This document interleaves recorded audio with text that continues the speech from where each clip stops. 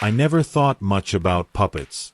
They were relics of another time, something my grandparents might have found amusing before the age of screens. I'd seen them in dusty attics and antique shops, their faces painted in stiff, eternal grins. They were lifeless, inert things that didn't deserve a second thought. But that was before it came to town. It started in the early days of October, when the air was thick with the promise of decay and endings. The traveling puppet show arrived without fanfare, no posters, no announcements. One day, there was simply a tent in the empty lot at the edge of town, its canvas tattered but grand, striped red and black like a blood-stained circus. Kids at school whispered about it. "You have to see it," they said. "It's supposed to be just like magic." At first, I didn't care. I wasn't a kid anymore, not really. But curiosity has a way of creeping into the cracks of boredom. And when you live in a town as small and suffocating as mine, even a puppet show feels like a spectacle. The town of Ashton was built on silence. It lingered in the frost-bitten air, clung to the stone faces of buildings, and whispered between alleyways where even the shadows seemed unsure of their place. In Ashton, secrets grew like moss, thriving in the damp corners of a collective hush. As teenagers, we joked that the quiet was part of the curse of living in such a forgettable place. But looking back, perhaps silence wasn't the absence of sound. Perhaps it was the accumulation of things unsaid, a weight that pressed down on the town until we no longer noticed it. The puppet show, however, was anything but silent. On the first night, the air seemed to hum with an eerie energy. Word spread that people could hear faint music emanating from the tent, a lilting tune carried on the wind. It wasn't cheerful, nor was it entirely mournful. It was something in between, a melody that felt alive, like it had teeth. I found myself walking toward the tent just after sunset, the sky a smear of orange and bruise purple. The field where the tent stood was empty except for a few other stragglers, mostly younger kids. The hum of the distant melody seemed to follow me as I approached the tent. A faint glow emanated from inside, casting long, flickering shadows across the field. It almost looked like the tent itself was breathing, its walls pulsing gently with the rhythm of the music. A small group of kids lingered at the entrance, talking in hushed voices. Among them were my friends, Jake, with his wild hair and relentless grin, and Zoe, who never let anything faze her. They spotted me immediately, Jake waving me over with exaggerated enthusiasm. "Finally!" Jake called, his voice cutting through the music. "We thought you were gonna miss this. Come on, let's go inside." "I can't," I said, glancing down at the ground. "I promised my mom I'd help her with the boxes in the attic tonight." "Boxes in the attic?" Zoe raised an eyebrow. "You're bailing on the most exciting thing to happen in this town since, ever, because of boxes?" "I'll come tomorrow," I said quickly, hoping to avoid a full interrogation. Jake groaned, throwing his hands in the air. "Tomorrow? This might not even be here tomorrow. What if this is, like, a one-night thing?" "I doubt it," I said, though I wasn't sure. The tent's sudden appearance, coupled with its strange aura, made it feel like something that could vanish as mysteriously as it had arrived. "Lame," Zoe said, shaking her head. "You're going to regret this, you know. If this show turns out to be amazing, we're never letting you live it down."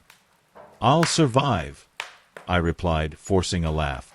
"Suit yourself." Jake smirked and nudged Zoe. "Come on, let's go find seats before the good ones are gone."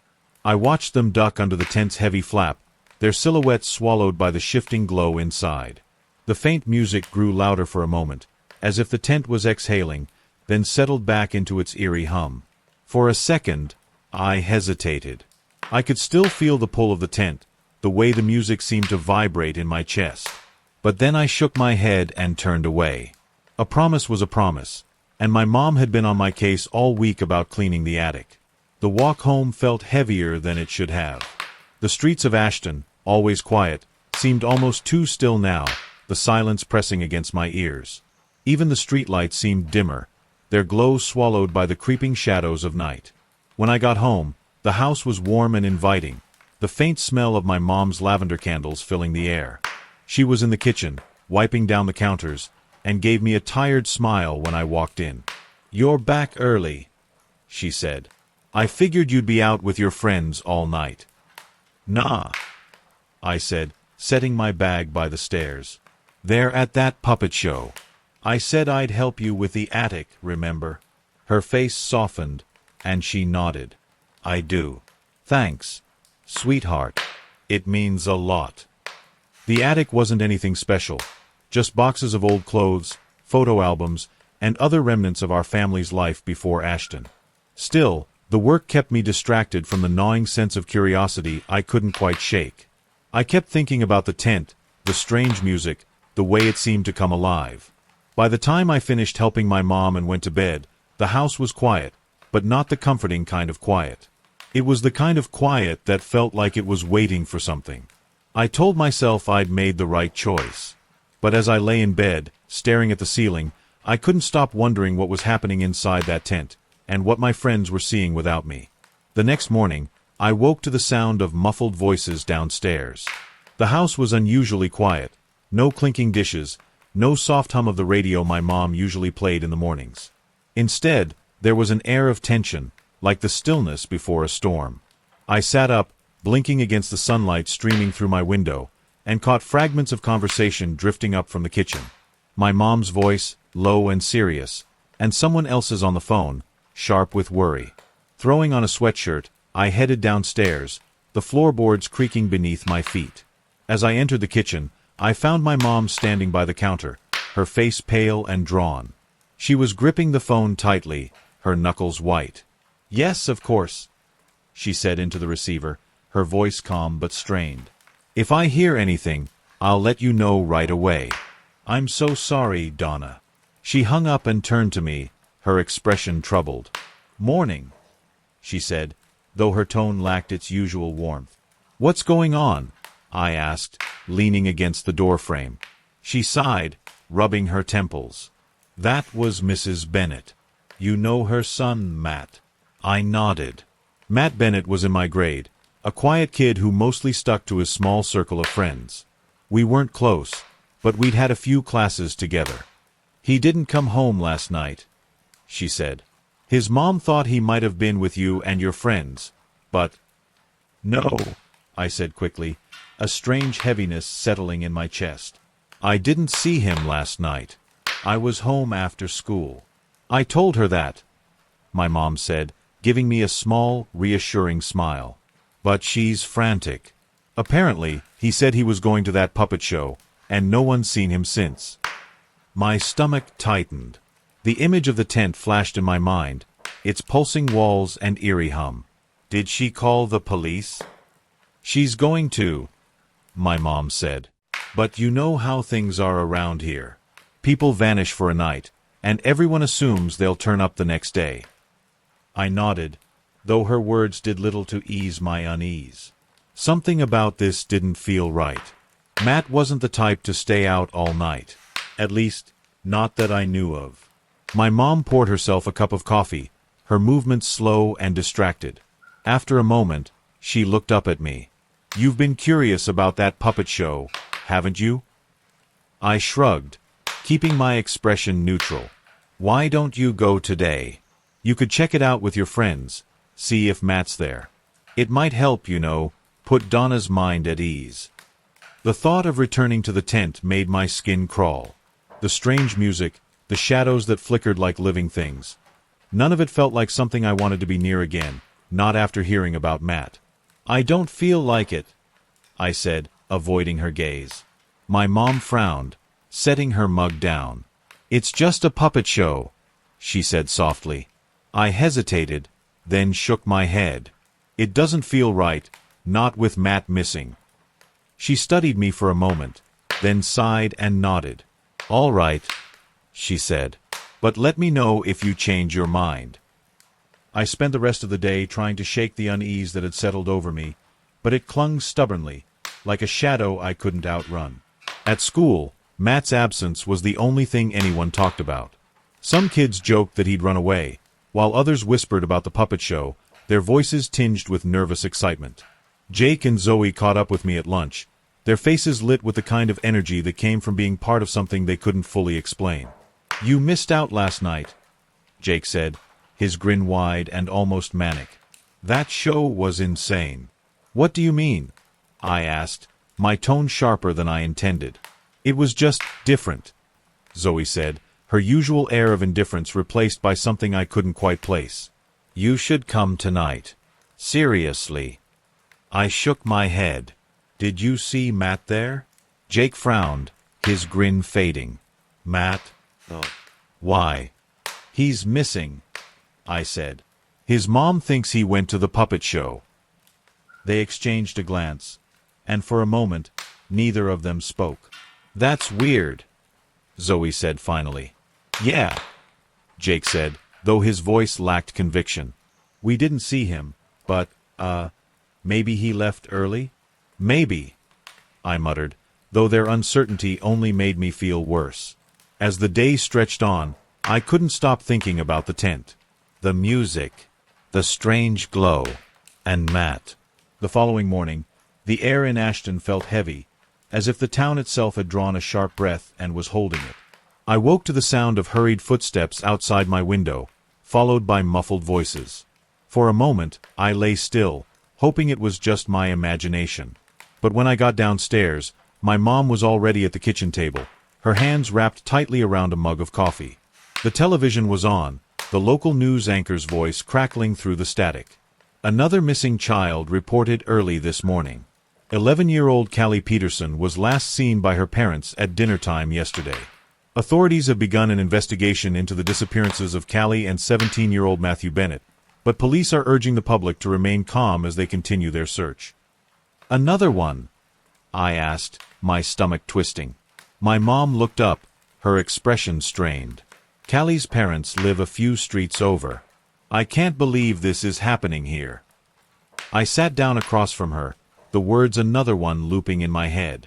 First Matt, now Callie. 2 kids, gone in less than 48 hours. I couldn't stop thinking about the puppet show. The way Jake and Zoe had acted, distracted, almost dazed, kept gnawing at the edges of my mind. Did you know Callie? Mom asked gently. Not really. She's way younger than me. Mom nodded, sipping her coffee. Her parents are beside themselves. They said she never came back from playing outside last night. I swallowed hard, my throat dry. Callie hadn't been at the puppet show, that much was obvious. But the coincidence felt too big to ignore. 2 disappearances in 2 days? Ashton was too small, too quiet for something like this to happen without reason. By the time I got to school, the news had spread like wildfire. The hallways buzzed with nervous energy, kids talking in hushed tones and throwing suspicious glances at one another. Even the teachers seemed tense, their usual strictness dulled by worry. Jake and Zoe were waiting for me by my locker, their faces unusually somber. Did you hear about Callie? Jake asked, his voice low. I nodded. Yeah. It's all anyone's talking about. Zoe crossed her arms, glancing around as if someone might overhear us. You don't think it's connected, do you? Like to Matt? How could it be? I asked, though the question felt hollow. I don't know, she admitted. But it's weird, right? Jake shifted uncomfortably, leaning against the locker beside mine. I mean, Callie wasn't even at the puppet show, so it's not like that's connected. That you know of, I said, closing my locker a little harder than I meant to. Jake frowned. What's that supposed to mean? Just that this whole thing is weird, I said, trying to keep my voice steady. And I don't think it's a coincidence. Zoe gave me a long look, her expression unreadable. You're thinking about the tent, aren't you? I hesitated, then nodded. It's just a puppet show, Jake said, but there was an edge to his voice, like he was trying to convince himself more than me. You were the one who said you didn't believe in that creepy stuff. That was before people started disappearing. Zoe sighed, running a hand through her hair. Look, I don't know what's going on, but we can't just jump to conclusions. The cops are investigating. They'll figure it out. But would they? Ashton wasn't exactly a hub of criminal activity. The most exciting thing that had ever happened here was the time someone stole a dozen pies from Mrs. Harper's bakery. How could our tiny police force handle something like this? And as much as I wanted to believe the puppet show wasn't involved, I couldn't ignore the nagging feeling in my gut. Something about that tent wasn't right. That evening, the police set up a search party, combing through the woods and fields surrounding Ashton. My mom insisted I stay home, but I couldn't just sit around waiting for answers. I convinced her to let me help by passing out flyers with Jake and Zoe. As we walked through the empty streets, the town felt eerily still. It was the kind of silence that made your skin crawl, the kind that felt watched. "You really think the puppet show has something to do with this?" Zoe asked as we taped a flyer to a lamppost. "I don't know what I think," I admitted. "But don't you think it's weird? Matt disappears the same night he goes to the show, and now Callie's gone too." "Yeah, but she wasn't even there," Jake pointed out. "Maybe not," I said. "But what if it's all connected somehow? Like, what if—" A flicker of movement caught my eye, and I turned my head sharply. Down the street, the tent loomed in the distance, its striped walls glowing faintly in the twilight. "Like what?" Jake prompted. I shook my head. "Never mind." But as we continued our route, I couldn't shake the feeling that the tent was watching us. That the strange, lilting music was still playing somewhere in the back of my mind, even though the night was silent. That night, I barely slept. When I did, my dreams were full of shadows and faint, mechanical laughter.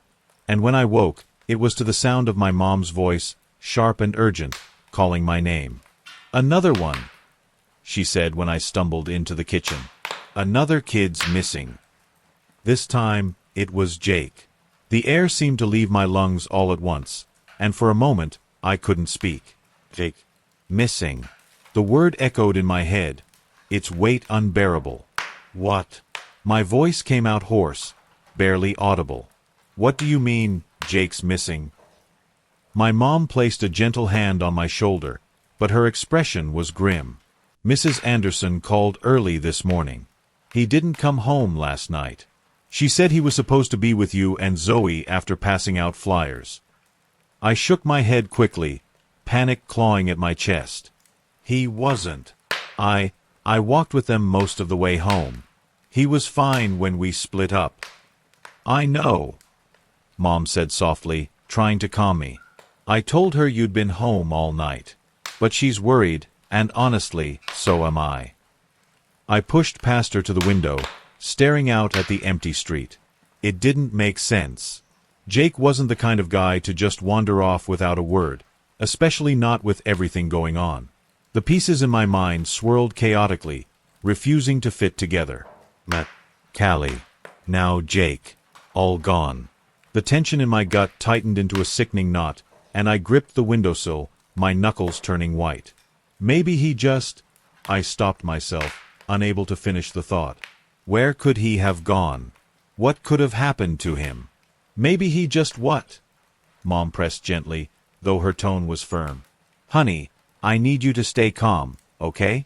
I'll be driving you to school today. No arguments." I turned to look at her, my thoughts racing. What about Zoe? Is she okay? Mom nodded quickly. "I called her house. Her parents said she's fine. But you need to stay safe, too. I'll drop you off, and I'll pick you up after school." I wanted to argue, to tell her I couldn't just sit in a classroom while my best friend was missing, but the worry in her eyes stopped me. Instead, I swallowed my protests and nodded. "Okay, fine." The ride to school was silent except for the dull hum of the car engine. I stared out the window, my mind replaying every moment from the day before, searching for something I might have missed. Had Jake said anything strange? Acted differently? Nothing stood out, but the feeling of unease grew heavier with every passing second. When we pulled up to the school gates, Mom turned to me, her expression softening. "I know this is scary," she said, "but the police are doing everything they can. They'll find Jake. They'll find all of them." I nodded again, though her words felt hollow. As soon as she pulled away, I turned on my heel and darted away from the school entrance, weaving between the groups of students streaming inside. The puppet show. The thought burned in my mind, growing louder with every step. I didn't care if it sounded crazy anymore. Jake had been acting weird ever since that night, and now he was gone. Matt, Callie, and now him. It wasn't a coincidence. It couldn't be. I kept my head low as I slipped through the streets, avoiding anyone who might recognize me. The town felt even quieter than before, the air thick with tension. When I finally reached the edge of the circus grounds, my chest heaved with exertion, but I barely noticed. The tent was there, just as it had been before. Its striped walls glowed faintly in the overcast morning light, and the strange hum I'd heard before seemed to vibrate through the air again, faint but insistent. For a moment, I hesitated. My heart pounded against my ribs, and every instinct screamed at me to turn around, to run back home, to let the police handle it. But then I thought of Jake, his easy grin, his dumb jokes, and I clenched my fists. I stepped forward, my breath fogging in the cold morning air. As I approached the tent, the hum grew louder, almost like it was alive. The entrance loomed ahead, a dark, yawning maw that seemed to swallow the light around it. I swallowed hard, steeling myself.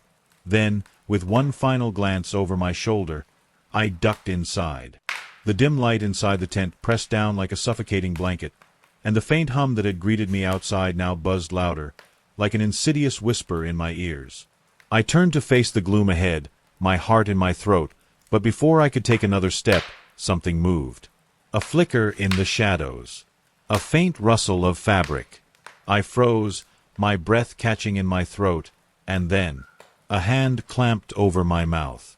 I let out a muffled yelp, my body jerking in panic, but as I whipped around, my wide eyes met a familiar face. Zoe. She hissed, her other hand gripping my arm. It's me. Relief flooded me, but it was short-lived. Her eyes were red-rimmed, and her face was pale, shadows of exhaustion carved deep into her features. She looked like she had barely slept in days, or, more likely, not at all. You scared the crap out of me, I whispered hoarsely as she slowly let go of my mouth. Yeah, well, you're not exactly subtle.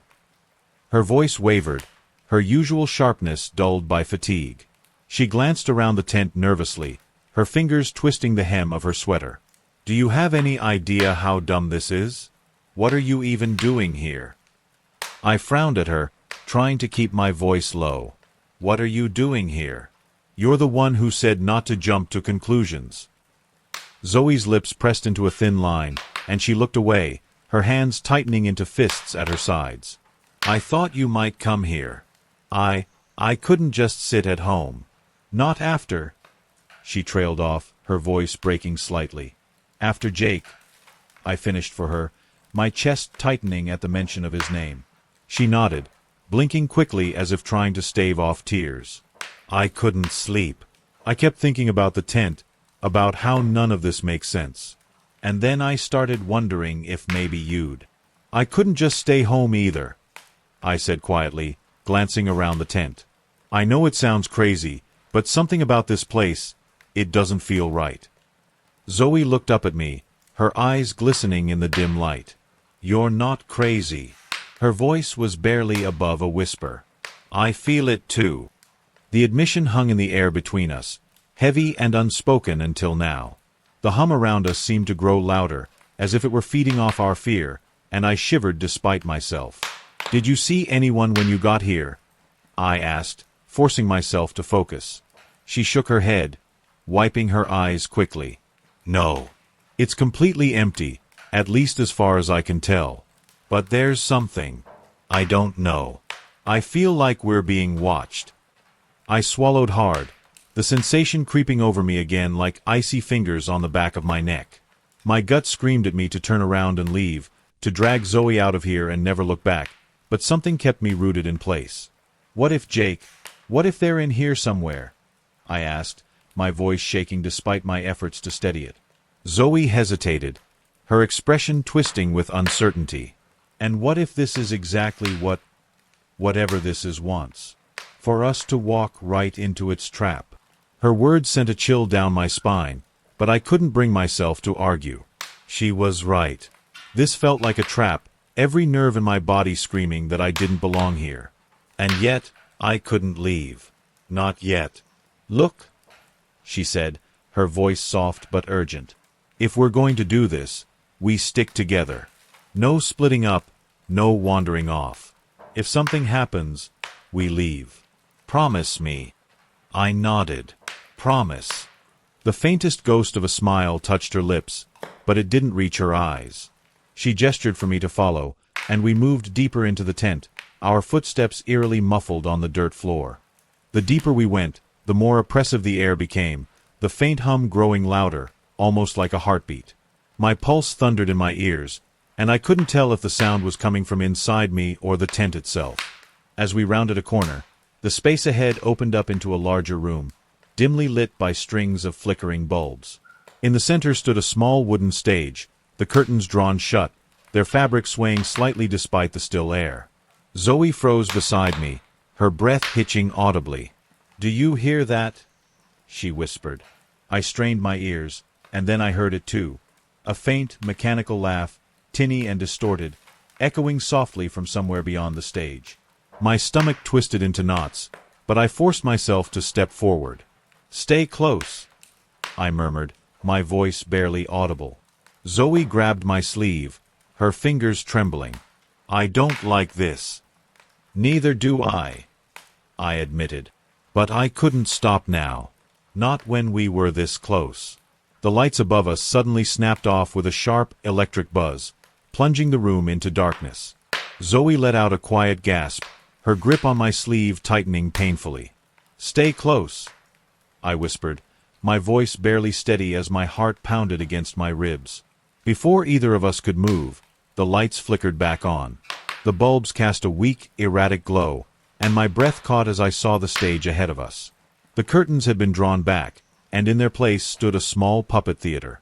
The wooden frame was painted in faded reds and yellows, chipped and splintered with age. On the stage, several puppets hung limply, their painted faces cracked and faded. Then, with a soft click, the puppets came to life. They moved in stiff, jerking motions, their strings twitching as if guided by invisible hands. The tinny, mechanical laugh from before filled the air, louder now, as though it were coming directly from the stage. Zoe and I froze, staring in silent horror as the puppets began to act out a scene. One of them, a puppet with a crooked smile and mismatched eyes, waved its tiny hand, while the others mimicked laughter. The sound grated against my ears, unnatural and wrong, like a recording played backward. I wanted to move, to turn away, but my feet refused to cooperate. The puppets danced in perfect unison, their movements unervingly precise despite their crude construction. "What the hell is this?" I breathed, my voice barely audible over the eerie performance. Zoe didn't respond. I turned to her, my stomach twisting when I saw her face. She was staring at the stage, her eyes wide and unblinking, her body unnaturally still. Her hand was still gripping my sleeve, but her fingers had gone slack, as if she were barely holding on. "Zoe," I whispered, my voice trembling. "Hey, are you okay?" She didn't answer. I shook her gently, panic rising in my chest. "Zoe, snap out of it." Still nothing. Her gaze remained fixed on the puppets, her face pale and expressionless. My heart raced as I grabbed her arm and tugged. "Zoe, come on. We need to go." For a terrifying moment, she didn't budge, her body rigid as a statue. Then, with a sudden jolt, she stumbled forward, blinking rapidly as if waking from a trance. "We need to get out of here, now." Her eyes darted to the stage, and she shuddered. Yeah, okay." Without waiting for her to respond further, I pulled her along, skirting around the edge of the room toward the side of the stage. The mechanical laughter grew fainter as we moved, but the puppets' jerky movements continued, their strings twitching like the limbs of marionettes possessed by something unseen. We slipped behind the curtains, finding ourselves in the cramped backstage area. The air was heavier here, stifling and cold, and the faint hum that had followed us into the tent was louder now, vibrating through the walls and floor. Zoe clung to my sleeve, her breathing shallow and uneven. "Do you think he's back here?" I swallowed hard, my eyes scanning the dim space. Wooden crates were stacked haphazardly along the walls, and old props littered the floor. Broken masks, faded banners, a cracked mirror that reflected the faint glow of the stage lights. I don't know, I admitted, keeping my voice low. But we have to look. We crept forward, the faint hum growing louder with every step. My eyes darted to every shadow, every flicker of movement, but the space seemed empty, abandoned. Then I saw it. A small, crumpled piece of fabric lying in the corner of the room. I hurried over, my heart sinking as I picked it up. It was Jake's hoodie, the one he'd been wearing the day before. "Zoe," I whispered, holding it up. Her face went pale. "That's his." The room felt colder now, the air thick with something I couldn't name. I turned the hoodie over in my hands, hoping to find some clue, some sign of where he might be. But all I found was a faint, oily residue that coated the fabric, dark and foul-smelling. "What the hell is this?" I muttered, wiping my hands on my jeans. Zoe stepped closer, her eyes wide with fear. "This isn't right. None of this is right." The hum grew louder, a low, resonant sound that seemed to pulse in time with my heartbeat.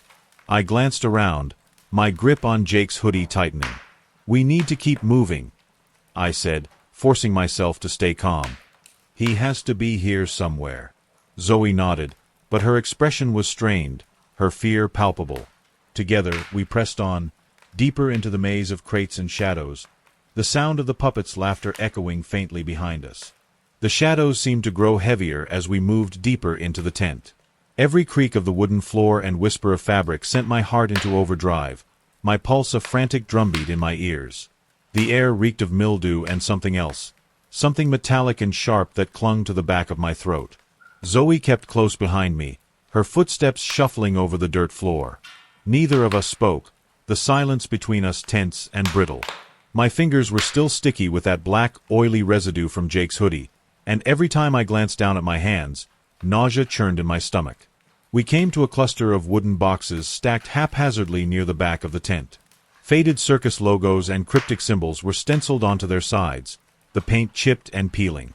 A faint hum seemed to radiate from them, vibrating through my chest like a second heartbeat. "Check over there." I gestured toward a crate that was partially open, its lid resting at an awkward angle. Zoe hesitated, her face pale and drawn, but she nodded and crouched down to peer inside. I turned to the next crate, prying off the lid with trembling fingers. Inside were old costumes, faded silks and torn sequins that reeked of dust and decay. I shoved them aside, digging through the mess, but there was nothing useful. Nothing that could explain any of this. "Anything?" I asked, glancing over my shoulder. Zoe shook her head, her voice shaky. "Just a bunch of junk. Broken props or something." I moved to another crate, this one sealed tight with thick ropes. My hands fumbled with the knots, my frustration mounting with every second. Finally, the lid creaked open, and I recoiled as the stench of rot hit me like a punch to the face. Inside were old marionettes, their painted faces cracked and warped, their strings tangled in grotesque knots. My stomach lurched as I pushed the box aside, trying to banish the image from my mind. "I hate this," Zoe muttered, her voice barely above a whisper. "We're not going to find him like this. What if—" Her words cut off with a shriek, sharp and piercing in the silence. I whipped around just in time to see her tumble backward, landing hard on the ground. A wooden crate she had been leaning against tipped over, crashing to the floor with a deafening thud. Its contents spilled out, clattering and rolling across the dirt. "Zoe!" I scrambled toward her, my heart racing. "What happened?" My words died in my throat as I looked at what had fallen from the box. At first, they looked like dolls. Dozens of them, their tiny limbs twisted at unnatural angles, their glossy faces reflecting the weak light. But as my gaze lingered, my stomach dropped. It wasn't just dolls. One of them had his face. Jake's face. His wide, familiar eyes stared up at me, frozen in an expression of sheer terror, although his mouth was locked in a small smile, his features eerily preserved beneath a layer of shiny lacquer. The glossy sheen caught the dim light, making the drop trailing from the corner of his eye look almost like a tear. I stumbled back, my breathing ragged. My hands flew to my mouth as bile rose in my throat. My fingers, still sticky with that black residue, trembled uncontrollably. The lacquered surface, that black, oily substance. It was the same thing that had coated Jake's hoodie. The same thing that was smeared across my hands. The shiny surface looked stretched too tight, like flesh pulled over wood. Blood crusted at the edges where the fabric, or skin, was stitched into the puppet's seams. My vision blurred as I realized the truth. Someone, or something, had turned Jake into this. Zoe scuttled backward on her hands and heels, her eyes wide with horror as she pointed at the grotesque figure. What the hell is this? What is this? Before I could respond, the faint hum that had been following us swelled into a deafening roar. It reverberated through the air, shaking the walls of the tent, and then a voice, deep and dripping with malice, echoed from the shadows. Curiosity is such a dangerous thing, isn't it? The voice was everywhere at once, crawling into my ears and burrowing into my mind. Zoe screamed again, the sound ripping through the thick air, and before I could react, something lashed out from the darkness. Strings. They shot out of the shadows like snakes, glinting faintly in the dim light. They wrapped around Zoe's arms and legs, yanking her off the ground with a force that sent her sprawling. She let out a terrified shriek as the strings pulled her into the dark, her body disappearing behind the heavy curtains before I could grab her. Zoe! I lunged forward, but the strings snapped back like a whip, cutting me off. Her screams echoed, growing fainter as they were swallowed by the tense, suffocating darkness, until there was only silence left. My knees buckled as I dropped to the ground, my chest heaving. My eyes darted to the spilled contents of the box. The grotesque puppet with Jake's face staring up at me, its glossy eyes gleaming with a hollow, lifeless light. I grabbed Jake's puppet with trembling hands, my fingers slipping against the cold, lacquered surface. I didn't think. I just ran. I sprinted through the backstage, the hum still pulsing like a heartbeat, louder now, thundering in my ears as if it were chasing me. I could feel it. Whatever it was right behind me. The tent entrance was in sight. The bright daylight outside looked so welcoming, so normal. I could almost taste it. Freedom. Tears blurred my vision as I surged forward, my legs burning, the weight of the puppet pulling at my hands like a reminder of the horror I'd just witnessed. Zoe! I shouted, my voice cracking. But she was gone. I couldn't think about that now. All I could focus on was getting out. Closer. Closer. My breath came in ragged gasps, my chest heaving with each desperate step. The exit loomed larger, almost within reach, and the faint hum seemed to recede, but something else was coming. A presence, dark and predatory. The hairs on the back of my neck stood on end as the sound of strings, snapping, creaking, filled the air. I didn't dare look back. I burst through the tent flap and into the daylight, the fresh air filling my lungs, but the weight of the puppet in my hands didn't feel lighter. It felt like a reminder of everything I had just run from. I kept running, not stopping, even as my legs screamed for rest. I could feel the terror still clawing at my back, the pressure of it bearing down on me with every step. I ran through the streets, past familiar buildings, trying to outrun the nightmare in my head. A sudden shout. I didn't register the words at first, too lost in my panic. But then I saw the flashing blue lights. 2 cops stood in front of me, blocking the road. "Hey!" one of them called out, grabbing my arm as I stumbled to a stop, breathless. "Boy, what's going on with you?" I was still shaking, my mind racing. My chest hurt from the frantic running, but it didn't matter. The words spilled out of me in a rush. Zoe's still back there," I gasped. "In the circus tent. They turned Jake into a puppet, and there were strings, and something was chasing us and—" The cops exchanged confused looks, one of them trying to stifle a chuckle. Whoa. Take it easy. What are you saying, kid?" The other cop's face twisted with concern, but there was something dismissive in his voice. She's still back there," I repeated, my voice getting frantic. "You don't understand. The tent, the puppets, they were alive. There was something chasing us, and Zoe, she's—" My voice faltered, and I blinked rapidly, trying to hold it together. I pointed down at the puppet in my hands. "Look, this is Jake. This is him. They turned him into a puppet, And now she's gone.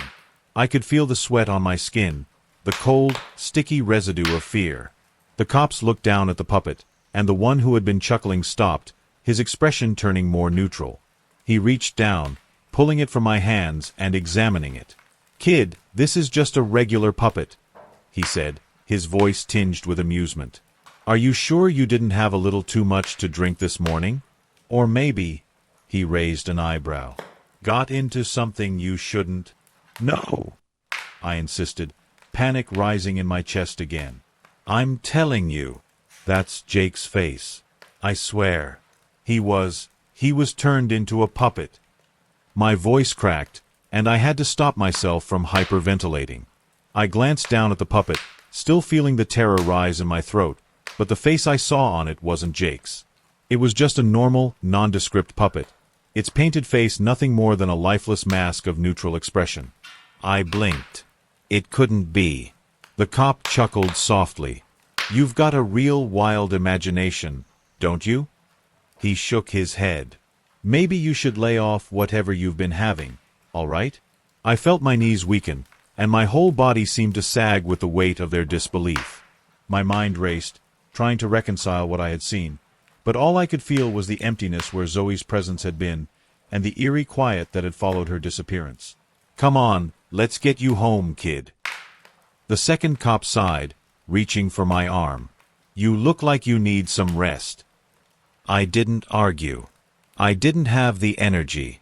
The cops guided me toward their patrol car, and I automatically slid into the back seat, still holding the doll. The puppet sat there in my lap, its empty, painted eyes staring up at me like a cruel reminder of everything I couldn't explain. The weight of it was unbearable, and my fingers trembled as I gripped it. Tears prickled at the corners of my eyes, and I blinked them away, willing myself to hold it together. But the hurt was too much, the fear too raw. Zoe was still out there, somewhere. Jake was gone, and I couldn't make anyone believe me. The world outside the car seemed distant, unreal. The streets passed in a blur, the flashing lights of the police car cutting through the darkness like a cruel mockery of safety. I didn't know what I expected, what I thought would happen. All I knew was that I couldn't keep holding on to the puppet anymore. Without thinking, I carefully set it beside me on the seat. My hand lingered for a moment, and I swear I could feel it pulling at me, begging to be acknowledged again, but I couldn't. I couldn't keep living in this nightmare. The car slowed as it neared my house, the familiar sight of it doing nothing to calm my racing heart. I didn't know what I was hoping for. I didn't know what I expected to find, but the absence of Zoe, the absence of something real, gnawed at me. The cop pulled the car into the driveway and put it in park. I didn't even look at him as I grabbed the door handle. "All right, kid," the first cop said, glancing over at me. "We're here. You sure you're gonna be okay?" I didn't answer. I just pushed the door open and stepped out, the cold night air hitting me like a slap to the face. My body felt heavy, like the weight of the whole world had settled on my shoulders. I couldn't make sense of any of this anymore. The second cop chuckled lightly from behind me, his voice full of an almost amused disbelief. "Forgot your doll, kid?" I didn't turn around. I didn't even flinch. Without a word, I walked up to my front door, my feet dragging with the weight of everything I couldn't process. When I reached the door, I paused for a moment, my fingers brushing over the knob, and then, without looking back, I muttered just loud enough for myself to hear. "You can keep it." Nobody ever believed me. Not even my mom. She kept telling me it was just a bad dream, that I was probably in shock or some other wayward nonsense. But I knew. I knew what happened. I could feel it in my bones. The terror, the strings, the dark presence that haunted every step I took out of that tent. Zoe was gone. Jake was gone. And Matt and Callie, they were still missing too. I never heard anyone talk about them again. Their names vanished from every conversation, from every search. People forgot about them, just like they never existed. No one ever brought up that damn puppet show, not even once. It was as if the whole thing had been a figment of my imagination, a collective, bad dream. But I know it wasn't. I saw it. I touched it. I still remember the way the strings moved, the puppets with their dead eyes and lacquered smiles. I can still hear Zoe's scream in my head, still see her vanish into the dark. Sometimes, when I'm alone at night, I hear the sound of strings creaking in the silence, and I can't shake the feeling that something is still out there, watching me. The puppet show. It disappeared. Not even a full day after everything happened. When the sun came up the next morning, there was nothing. Not a sign of the tent. No remnants of the creepy old man who had been running it. No trace of the string or the weird smell in the air. Just gone. Some said it had been a part of some traveling circus that had moved on. But I knew the truth. When I look at the world now, everything feels like it's wrong. Like it's all just a game. I tried to explain how the shadows still followed me, how the nightmares never stopped. But Mom just told me I needed to get over it, that I was still a kid when all that happened. That it didn't matter anymore. But it does matter. It matters more than anything. Zoe's still out there somewhere. Jake's out there too. They didn't just disappear. They're part of it now. I don't know why I'm writing this. Maybe because I'm running out of time. Maybe because I don't have anyone else to talk to anymore. But I'll say it here, one last time. You need to understand. If you ever come across that circus, if you ever see those strings creeping out of the darkness, if you hear that voice, don't follow it. Don't look. Don't ask questions. Because whatever it is, whatever they are, they don't care about you. They don't care about anything but feeding on your curiosity. If you keep searching for the truth will find you. It always does. And when it does, you'll wish you never knew it. Because the truth is worse than you can imagine. It's not just some old puppet show or a creepy man hiding behind a tent. It's something older, something far darker than the night itself. A shadow, wrapped in strings, hanging over everything we take for granted. It waits, biding its time, luring you in with its whispers and its false promises of answers. But there is no answer. Not for people like us. I never thought much about puppets. But now, I can't stop seeing them.